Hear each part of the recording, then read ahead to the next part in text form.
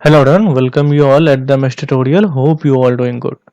तो ये वीडियो हमारा फोर्थ पार्ट होगा हमारे आरएससी न्यूमेरिकल प्रैक्टिस का। इसमें हम VARS पे न्यूमेरिकल्स क्वेश्चन देखेंगे और कुछ थ्योरेटिकल क्वेश्चंस भी होंगे। ओके, इसके पहले मैंने 3 वीडियो इस सीरीज में अपलोड किया है, जिसमें आपका VCRS का 2 वीडियो है और एक वीडियो आपका हीट पंप और बेसिक्स ऑफ रेफ्रिजरेशन पे है। ओके, तो अब हम आज का प्रैक्टिस स्टार्ट करते हैं। ओके, फर्स्ट क्वेश्चन देखते हैं। इसमें हमें बोला गया है waste heat can be effectively used in which one of the following refrigeration system. ठीक है, तो अगर आपको यहाँ पे VRS के बारे में थोड़ा सा नॉलेज होगा तो इसमें जो है हमारा लो ग्रेड एनर्जी का यूज होता है। इसमें हम हाई ग्रेड एनर्जी का यूज नहीं करते। VCRS में हमें इनपुट में जो है वर्क देते हैं और हम VRS में एनर्जी में क्यू देते हैं इनपुट के फॉर्म में, और ये क्यू जो हमारा आता है वो हमारा रिन्यूएबल सोर्स से आता है। किसी भी रिन्यूएबल सोर्स लाइक सनलाइट हो गया एंड ऑल, या तो फिर कोई भी हमारा रिन्यूएबल सोर्स हो जहाँ पे हमारा हीट एनर्जी बहुत ही ज़्यादा कैपेसिटी में हो, वहाँ पे हम इसका यूज करते हैं VRS वाले का। ठीक है, तो यहाँ पे आपका ऑप्शन हो जाएगा सी।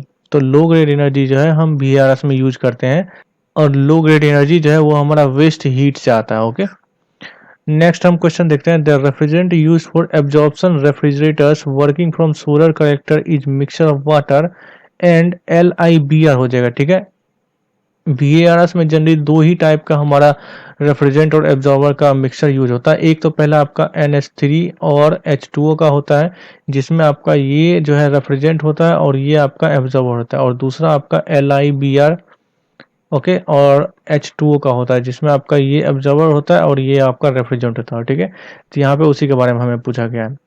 फिर यहाँ पे नेक्स्ट देखते हैं। नेक्स्ट में हमें क्या करना है, मैचिंग करना है। ठीक है, जनरेटर यहाँ पे दिया हुआ है, रेक्टिफायर दिया हुआ है, एनालाइजर दिया हुआ है, रिसीवर दिया हुआ है। आप सबको पता हो कि VCRS में जो है कंप्रेसर जो होता है, इसके बदले में हम क्या लगाते हैं।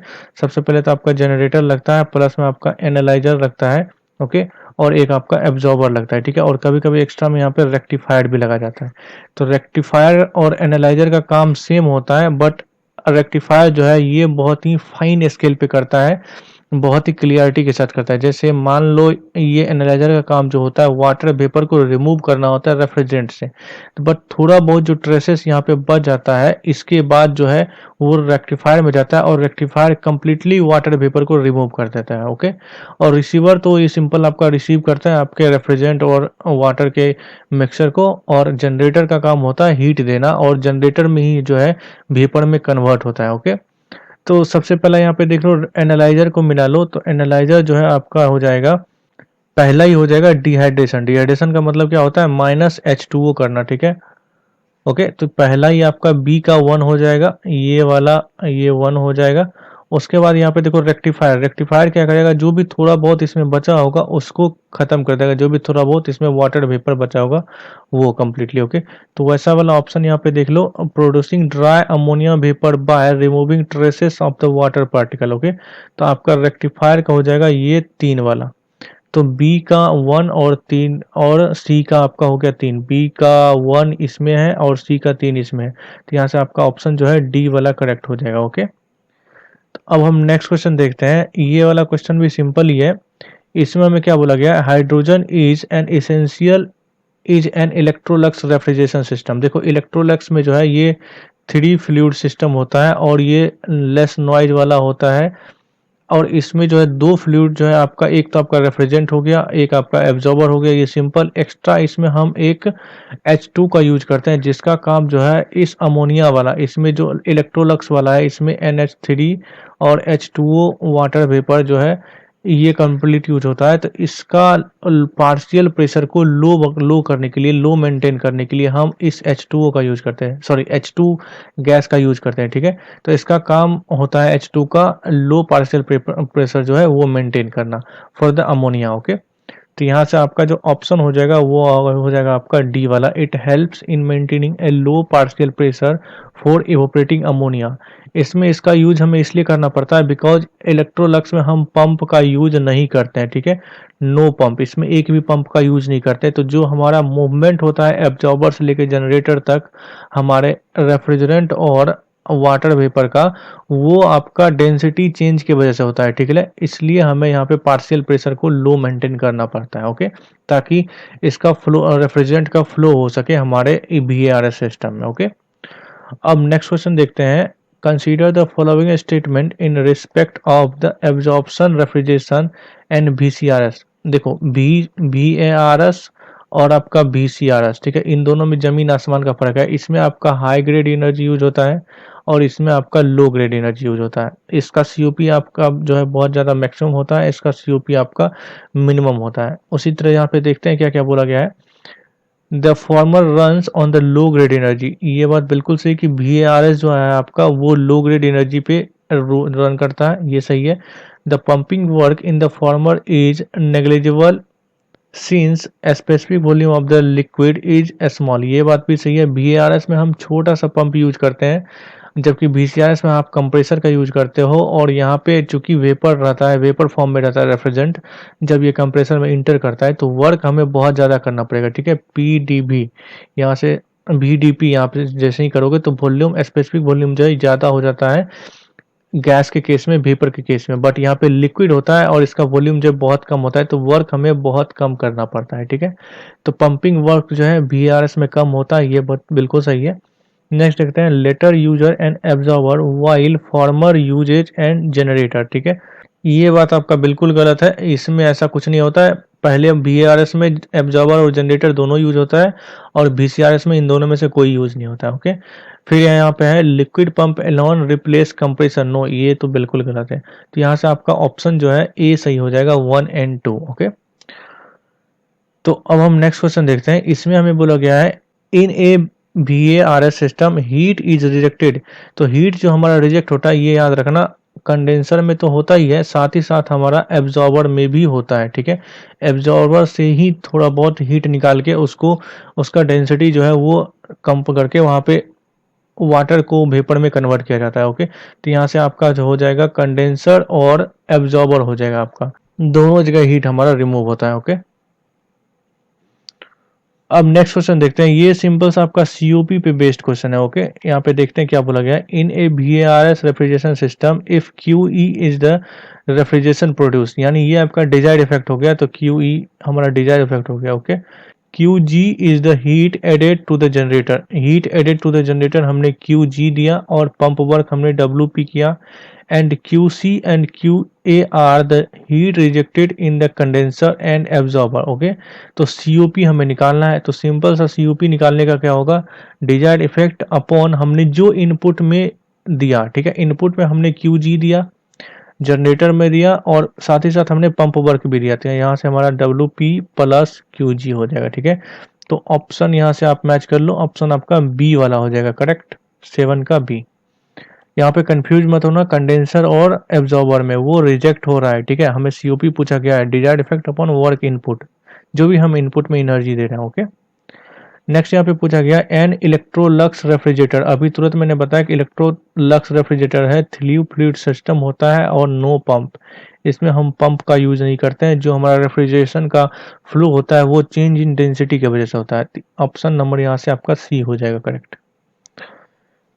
फिर यहाँ पे नेक्स्ट क्वेश्चन देखते हैं। इसमें हमें बोला गया है for the same condenser and evaporator temperature COP of absorption refrigeration system is less, ये बात बिल्कुल सही है। That the vapour compression system since in the absorption system, देखो COP जो होता है हमारा VARS सिस्टम का कम होता है, ये तो सबको पता है, बट वो होता इसलिए कम है VARS का, बिकॉज VARS का जो हम यूज करते हैं इसमें जो हमारा इनपुट होता है वो लो ग्रेड एनर्जी होता है, ठीक है। यहाँ पे देख लेते हैं ऑप्शन उसके अकॉर्डिंग। ऑप्शन नंबर डी देखो, low grade energy is use in run the system, ठीक है। ऑप्शन नंबर यहाँ पे आपका डी हो जाएगा करेक्ट। फिर यहाँ पे नेक्स्ट क्वेश्चन देखते हैं। Absorbent in a VARS system separate from the refrigerant only when, absorbent को कब सेपरेट किया जाता है रेफ्रिजरेंट से, जैसे ही आपका जनरेटर में जाता है QG हम जैसे ही यहाँ पे देते हैं ये लिक्विड में जाता है, और जनरेटर में जैसे ही यहाँ पे QG आता है हमारा अमोनिया और वाटर जो है दोनों वेपर में कन्वर्ट होने लगता है, ठीक है। तो वेपर में कन्वर्ट होने के बाद यहाँ से कंडेंसर में जाना होता है, तो इसके पहले हम वाटर वेपर को यहाँ से रिमूव कर देते हैं, ओके। मतलब जैसे ही हम सफिशियंटली हीट करते हैं तो ये वेपर में कन्वर्ट होकर सेपरेट होना स्टार्ट हो जाता है, ओके। तो यहाँ से आपका ऑप्शन हो जाएगा ए।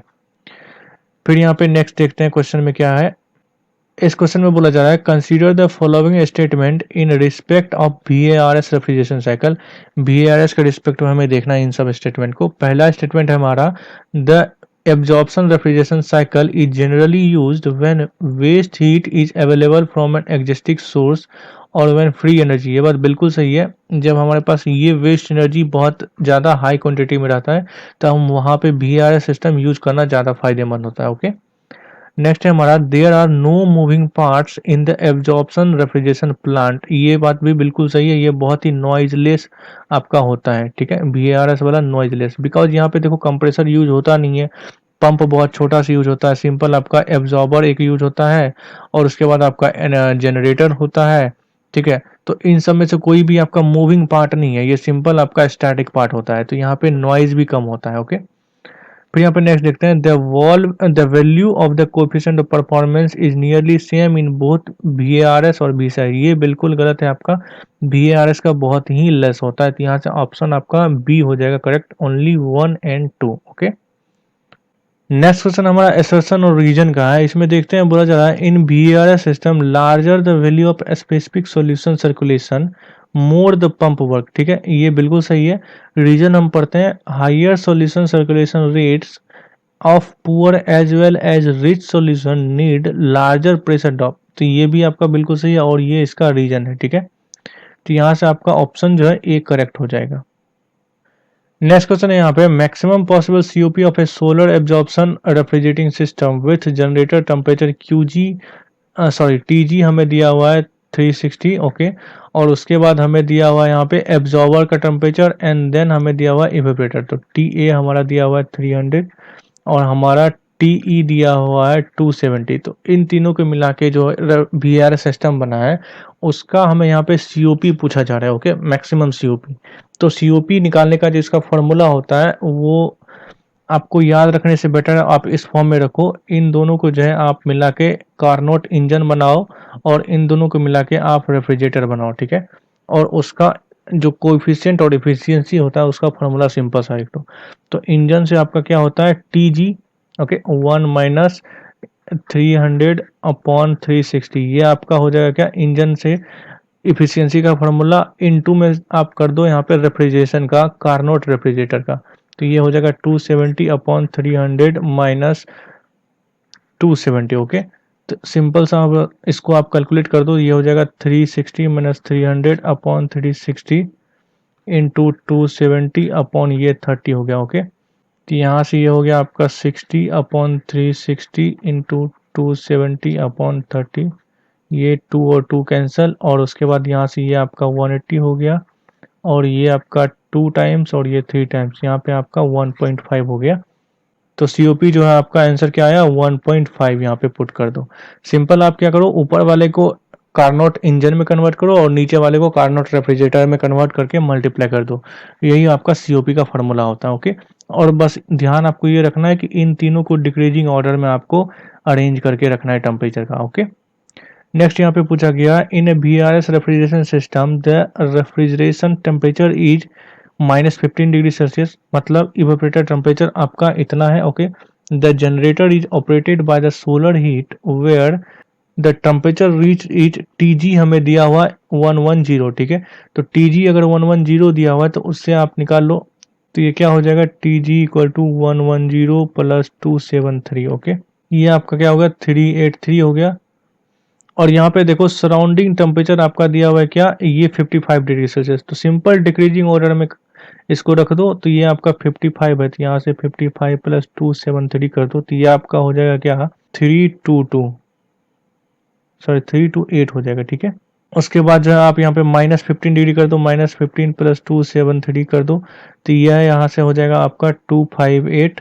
अब इन तीनों को मिला के सिंपल कर दो, इन तीनों से इंजन बनाओ और इन दोनों से जो है इन दोनों से इंजन बनाओ और इन दोनों से आप रेफ्रिजरेटर बनाओ, तो यहाँ से आपका हो जाएगा 383 माइनस 328 अपॉन 383 इंटू 258, ये रेफ्रिजरेटर मैंने बना दिया 328 माइनस 258। ओके, तो यहाँ से आप जैसे ही कैलकुलेशन करोगे तो ये फाइनली जो आपका आंसर आएगा वो आपका आएगा 0.5298। ठीक है, नेक्स्ट क्वेश्चन देखते हैं, ये भी सिंपल सा ही क्वेश्चन है, इसमें थोड़ा सा आपको मिनिमम हीट यानी इनपुट एनर्जी निकालना पड़ेगा। ठीक है, क्वेश्चन देखते हैं क्या बोला जा रहा है VARS refrigeration system is a heat pump. ठीक है, ये इसका यूज जो है हम हीट पंप की तरह यूज कर रहे हैं विथ 3 थर्मल रिजर्वायर। इसमें 3 थर्मल रिजर्वायर है। Refrigeration effect of 100 watt, R E का वैल्यू हमें दिया हुआ है, इज रिक्वायर्ड एट 250, यानी हमें 250 यहाँ पे हमें ज़रूरत है रेफ्रिजरेशन इफेक्ट का 100 वाट का। Okay, when the heat source is available at 400 kelvin, तो हीट सोर्स हमारा यहाँ पे अवेलेबल है। हीट रिजेक्शन अकर्स एट 300, और हीट जो है हमारा यहाँ पे रिजेक्ट हो रहा है 300 पे। Evaluate the minimum value of the heat required, तो मिनिमम वैल्यू जो है हीट रिक्वायर्ड वो हमें निकालना है यहाँ पे। तो देखो यहाँ पे मिनिमम वैल्यू हीट रिक्वायर्ड निकालना है और रेफ्रिजरेशन इफेक्ट हमें दिया हुआ है, ठीक है।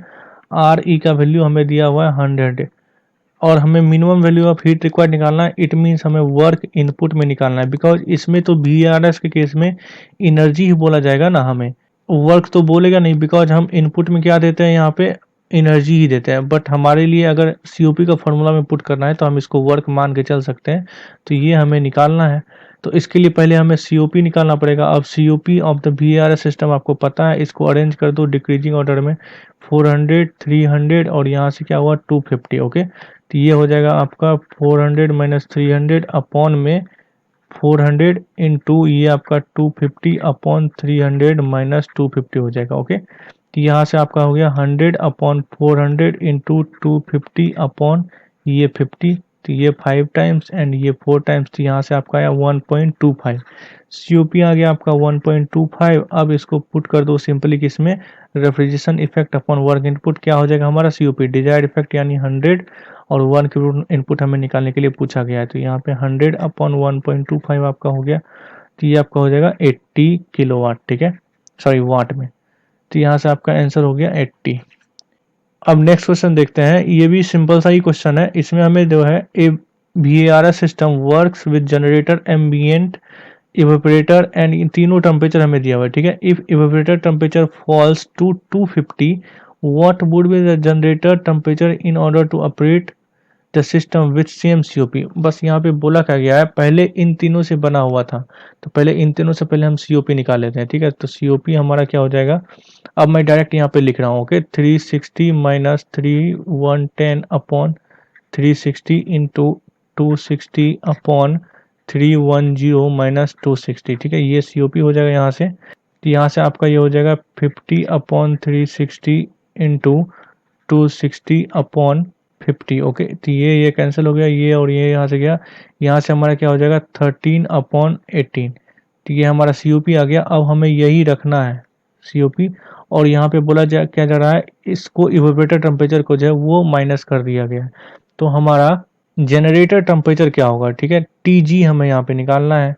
अब देखो टीजी हमें निकालना है, तो इसका मतलब बीच वाला जो हमारा इवेपोरेटर है एब्जॉर्बर का टेम्परेचर जो है वो सेम ही होगा, ठीक है। तो ये हमारा हो जाएगा टीजी माइनस हमारा टी एब्जॉर्बर यानी 310, और नीचे में हमारा क्या हो जाएगा टीजी इंटू 300, सॉरी यहाँ पे हमें क्या बनाना है कार्नोट, और ये 260 की जगह पे इस बार 250 होगा। ओके, और एब्जॉर्बर हमारा 310 और माइनस 250 ये हो जाएगा यहाँ से। तो यहाँ से आपका T G minus 310 upon T G into 250 upon यहाँ से हमारा क्या हो जाएगा 60। ओके, और ये 13 अपॉन 18 यहाँ पे रखो।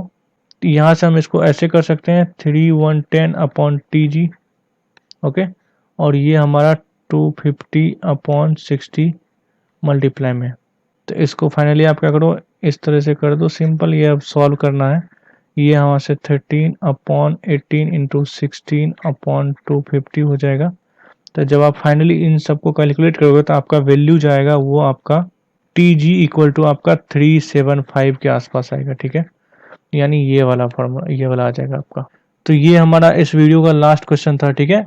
तो VARS पे हमने सफिशिएंट क्वेश्चन कर लिया, इससे ज़्यादा क्वेश्चन VARS में टाइप्स के बनते नहीं है, ठीक है।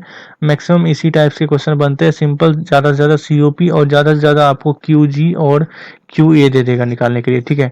तो इससे ज़्यादा क्वेश्चन बनता ही नहीं है। तो VARS यहाँ से आपका कंप्लीट हो गया। नेक्स्ट वीडियो में मैं आपको रेफ्रिजरेंट्स पे क्वेश्चन करवाऊंगा, ठीक है। और अगर ये वीडियो आपको अच्छी लगी तो आप इसे लाइक करें and also share with your friend. Okay, and thank you so much and good luck.